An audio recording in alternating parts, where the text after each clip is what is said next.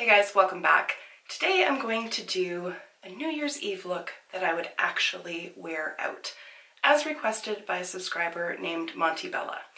So, I've started off on one eye just so that this video isn't a million years long, and let's just do this.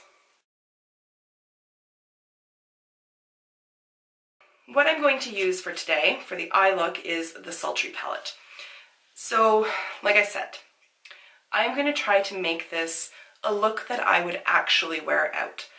A lot of times, some of the looks that I do here just for the sake of doing videos or for the sake of doing Instagram pictures, they're just not practical looks.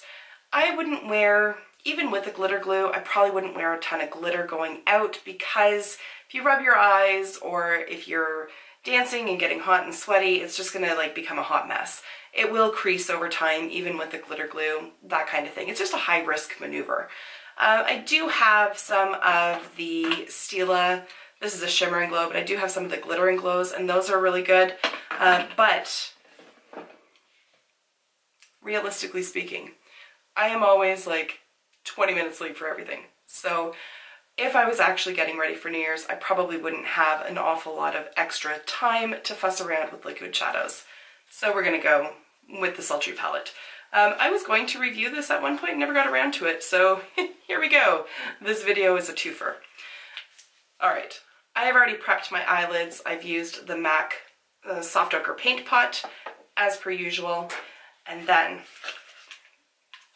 what I did over on this eye so far is I picked up the shade Fresh with this giant fluffy brush here. This one is from Morphe, it's the M510. So I just picked up a little bit of that shade Fresh and just buffed it all over the transition area. This shade is pretty much my skin tone, so it really doesn't show up, but it gives the darker shadows something to blend into. So while I'm doing this, why don't we talk about New Year's and talk about things like resolutions and all of that good stuff and things that we would want to see left in 2018. I'm going to take that same brush and I'm going to pick up this shade over here called Birch, and again apply that into the transition area. So one of the things that I would like to see left behind in 2018 is freaking drama and negativity, particularly within the beauty community. I feel like 2018 was a year of larger influencers just basically trying to one-up each other and trying to expose each other. And it got very exhausting very quickly, at least for me. There was the whole My Truth thing that went around and people talking about how much other people can make, doing videos, whether they be positive or negative or just briefly mentioning a product, all that kind of thing. I would like to see going into 2019 more transparency, more honesty, and more focus on the makeup. Not so much on each other. I don't think that we really need to be tearing each other down. There is most definitely room on this platform for everybody. We all bring different personalities. We all bring different niches, different skills, different whatevers to the table, and everybody is going to carve out their own audience based on themselves and just what they bring. So we don't necessarily need to be competing with each other and clawing our ways to the top. Do your own thing, stay in your own lane, and people are going to gravitate towards you if your vibe vibes with theirs. Does that make sense? Okay, I'm going to go in with another brush here. This is another Morphe brush, the M441. So I'm going to pick up the shade Twig here and put that more into the crease area. What else do I want to see? You know what else I want to see left behind in 2019 is those black and white filters on promo pictures. Consumerism is running rampant among the beauty community, and brands have figured this out, particularly with Instagram, and so they build the hype like never before by releasing these black and white filtered pictures or videos of swatches or palettes or whatever, just to start everybody itching for whatever this product is going to be. And it frankly irritates me. Also, the slow reveal irritates me. Melt is particularly guilty of this, where with the, say, the Gemini shade or the Gemini palette, they did it with Smoke Sessions. They probably did it with 27, but I just didn't care about 27, so it never really hit my radar. They would release one shadow per day, and then a couple pictures with people like focusing on that shadow and all that kind of thing, and frankly it just bothered me. Like, it just bothered me. It's just prolonging the inevitable, and it's just building unnecessary hype. I mean, your palette should really stand on its own, so you shouldn't need to rely on all these gimmicks in order to create buzz or to create interest. I mean, if I see a shade at a time, what's the difference between that and seeing the whole palette, aside from the fact that you've just dragged out the release for like a week and a half? You know, I was cool with it for like the first 3 shades, and I was like, and? Okay, move along, and it just irritated me. I'm also not a particularly patient person, so that could be the problem as well, but it is what it is. Also, side note, if I was really getting ready for New Year's, I would be pre-drinking, so cheers. Vodka, cranberry juice, and just a splash of ginger ale for a tiny amount of little bubbles. I actually do not like ginger ale at all. I think it is the work of the devil, but somehow when you mix it with cranberry juice, it's a-okay. Who knows? I'm gonna go in with another pointed blending brush. This one is from Zoeva, and it is the 228 crease brush, and I'm going to pick up the shade Dystopian here. I, for one, in 2019, I really want to focus on positivity. And I feel, this may sound a little sanctimonious, forgive me, but I feel like I'm a fairly kind person. I feel like I tend to give people the benefit of the doubt, and I do try to practice what I preach, in that I do try to be a decent human being. I will hold doors open for strangers. I am friendly towards people, all that jazz. I kind of operate from the standpoint that everybody deserves respect, but once you lose it, it's gone forever, and you will not rebuild it with me. Once bitten, twice shy, all that good stuff. But the person that I really need to focus on being kinder towards is me. As you know, or you may not know, but as you're about to know, I lost a significant amount of weight when I was pregnant with Bennett. It was not a healthy weight loss. First of all, I was pregnant, so not good. I'm just picking up a little bit more twig. But that pregnancy was incredibly difficult on me. I was in a lot of pain throughout most of it. I was very stressed. I was on bed rest for about half of it. I also had a business opening up. I had lost the security of a salary. I did not have employment income benefits, employment insurance benefits coming in. It was stressful. And I also had, you know, she was just about 5, but a 4-year-old running around in the mix as well that I was trying to keep alive and keep happy. So between the pain and the stress and just being confined to bed and not really being able to go out and source crappy foods for myself, I was kind of forced into the position of losing weight. I am going to pick up this shade right here called Cyborg on a flat shader brush. This one is from Lottie London, and there's no name or number on it. Sorry.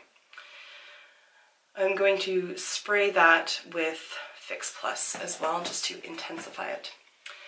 So, all that to say, yes, I lost 70 pounds, but I did not lose the bad habits, and I did not gain healthier replacement habits. So, fast forward to today, where I've gained about 40 of those pounds back, and I'm furious with myself. I'm disappointed in myself, and I am mystified by it, and just generally very unhappy about it all. So I was so grateful to lose the weight and all of that. And then a year and a half later, all of those bad habits had come creeping back in. And here we are. So I find it embarrassing. I find it disheartening. I am angry about it. But those are not helpful feelings. And berating myself and belittling myself and basically just raging at myself is not helpful either. And so I really want to focus on not doing that. I really want to focus on being kinder towards myself. If you follow me on Instagram, you know that I have made the decision to move forward with bariatric surgery, which will likely happen in 2019. So it is a very long process. You don't just make that decision and then the next week you're in for surgery. It is a very lengthy process. This is just a clean brush. It's the E25 from Sigma, and I'm just going to use it to blend edges out. So I am already starting to work on creating better habits. It's not going to be perfect, but it's going to be better than what it is. And so Barry is incredibly supportive, and he has been making protein shakes for us every morning and does a lot of the cooking. And I, for my own part, am being very mindful. I intend, starting January 1st, I should start now, I get that, but starting January 1st, whatever, I am going to be doing a food journal, which I hate doing. I've tried them in the past, but I'm going to commit to it because part of the process is meeting with dietitians and social workers and potentially even psychiatrists if the social worker feels that you would benefit from that. And I frankly am not afraid to meet with a psychiatrist. I think only positive things can come from that. I do think that I probably have like a binge eating disorder or something like that. So if it could be diagnosed and tools provided to me for combating that, so much the better, because the surgery is not a cure-all, and it's really not the easy way out. People sometimes think that it is. I used to be one of those people until I learned a lot more about it, and it is not. It is a massive change to your lifestyle. There is no going back, and it is really going to change a lot of how I function in everyday life going forward, and I'm prepared for that. It's going to take the better part of a year to get there in terms of the actual surgery date. Sorry, it gets so hot in this room. I'm like a sweaty mess. I'm going to start priming and all that good stuff. So it is going to take about a year before the surgery actually takes place. Maybe a little bit less than that, like next fall sometime. I'm going to use the Becca Velvet Blurring Primer Perfecting Base. That name is ridiculous. Henceforth, it shall be known as the Becca Primer. Okay, so I have a long time to create better habits, because if I was to just wake up tomorrow and have surgery, it would be such a massive change to my system that I think that I would be a whimpering mess. And there is a lot of psychological components behind it as well. So I'm okay with the amount of time that I'm going to have to wait to have this done, because I want to be as well prepared as possible, emotionally, mentally, financially, physically, all of that as I can be going into it. For foundation, I'm going to use one that I know I only need a very little amount of, and that is the Jouer Essential High Coverage Cream Foundation. Honestly, like less than half a pump is more than enough. It is extremely high coverage, and it does blend very, very well. So it did say somewhere in there that you only need like a drop. I think it might have said it on the website, and they are not kidding. So that is less than half a pump. That's the amount that I'm going to use, and I know that that's going to cover my entire face because it is very liquidy And it is, like, it packs a punch, this stuff. And like, you really don't need a lot at all. The first time I used it, I used like a pump and a half because that's what I would normally use. And it was terrible. It's like, I hate this foundation. What's wrong with this? And then, yeah, I realized it was completely user error. There, like, you saw how much I put on my face. That's insane. All right, I'm gonna go ahead and finish up the rest of my face because this video is going to be very long. And I will let you know what products I used, but I will bump back and we will finish the eyes off together at least. All right, so face is done.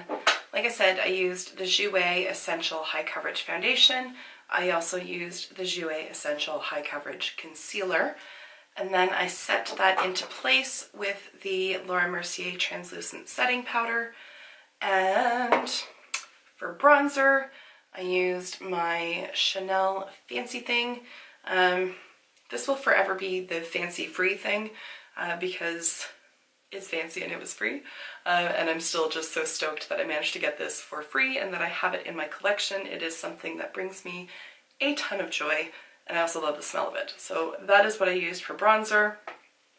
For contour, I used my Cali Contour Kit and that shade right up in there.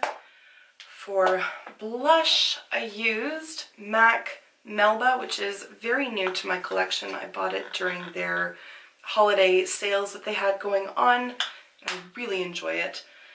Highlighter, I used the Givenchy Mystic Glow Powder in Mystic Pink.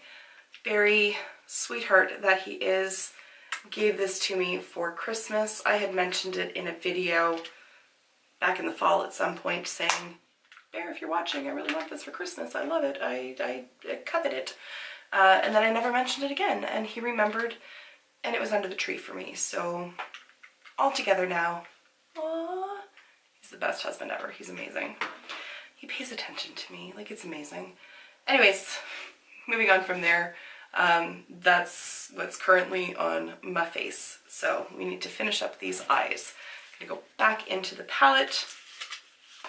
I'm going to use a little wee pointed pencil brush here. This is from Valère in the EO9.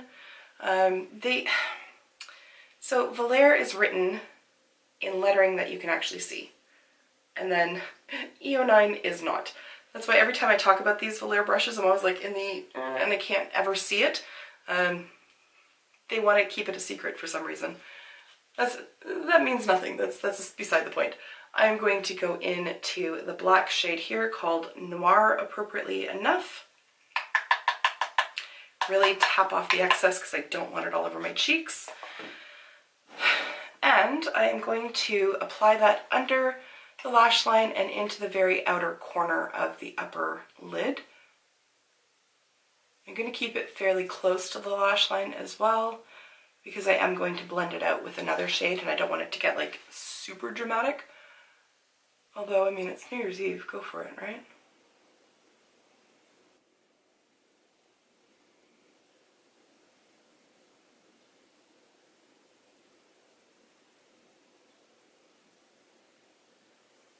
I'm going to take the brush that I used for the shade Dystopian, which is that dark brown, and I'm just going to pick up a tiny amount of that and then buff those out, particularly up in this area up here.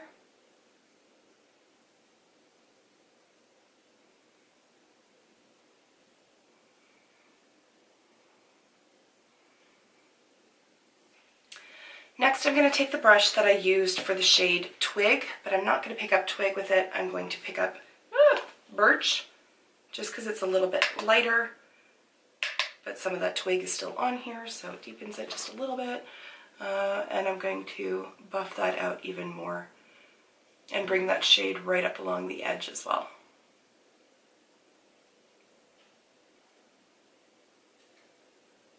For the inner corner, I'm going to take, where is it, the shade Pearl right here, and just pop that in there, and I'm also going to bring that along the brow bone as a highlight there as well.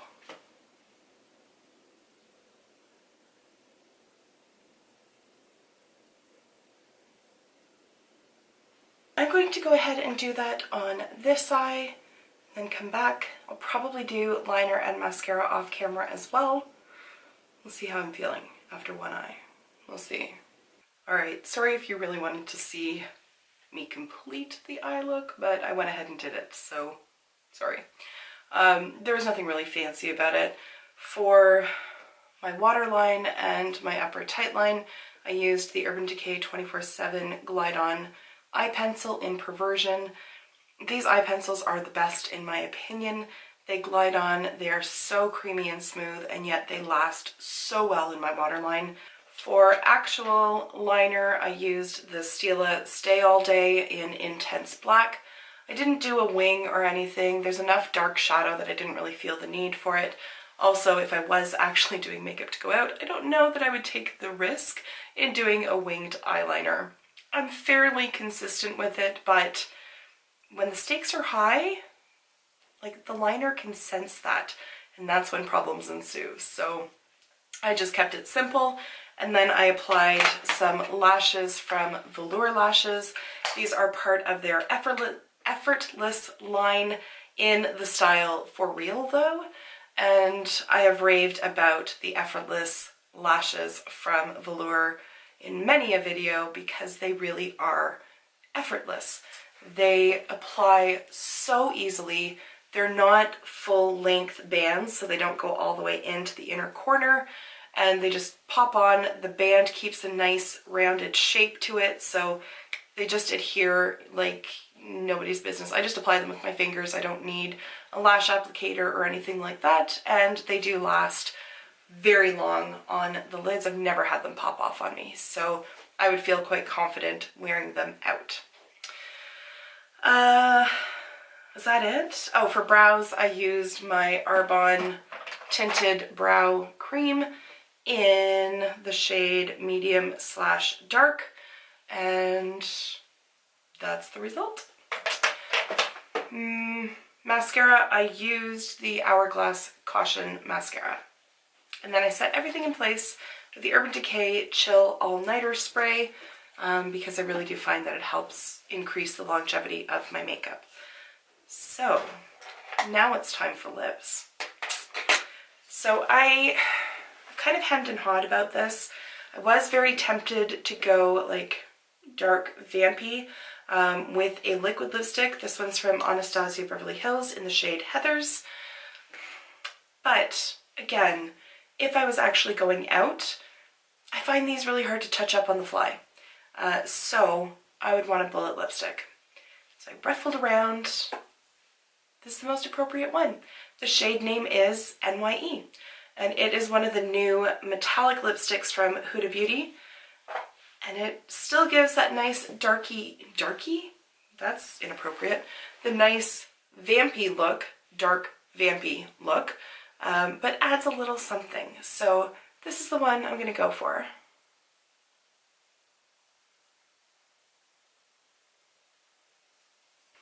And there we go. So as this wears off, it'll wear off a lot more evenly than a liquid lipstick would, and I can always just wipe it off as I go and then reapply far more easily than I could with this one. That's why it's the winner. So that's the final look. My hair looks like it's just in a plain old ponytail. It's not. I will see if I can just twist around and show you. So I did bump it around a couple of times just to make it a little bit more visually interesting, and then obviously added decoration. I actually wore this on my wedding day, and I don't think I've worn it since. But New Year's Eve, you bust out all the glitz and glam. I did add the earrings. These were a second anniversary present to me from Barry. They are from Swarovski, and he bought them for me when we were in Vegas celebrating our anniversary. So that is the final makeup look. I will bump it in a little bit. So there we have it. I will say that the eyeshadow palette, I did say I would do like a bit of a twofer. This is by far my favorite of the Anastasia Beverly Hills eyeshadow palettes. It is not anywhere near as powdery as the other ones that I have, Everything blends really nicely. The metallics are gorgeous and they apply so easily. You saw that I did that with a brush. I have some issues with certain palettes with their shimmery shadows. They just don't pick up on a brush. I like that I can use a brush with this because it's really hard to get your finger right into that very inner corner, at least on me, because my eyes are a bit deeper set. And then the lipstick has a nice little metallic sheen to it as well. Happy New Year, guys. Let's make it an awesome year. 2018, I have no complaints about, but I really feel like 2019 is going to be a big year. So, cheers, guys. I'll see you in 2019.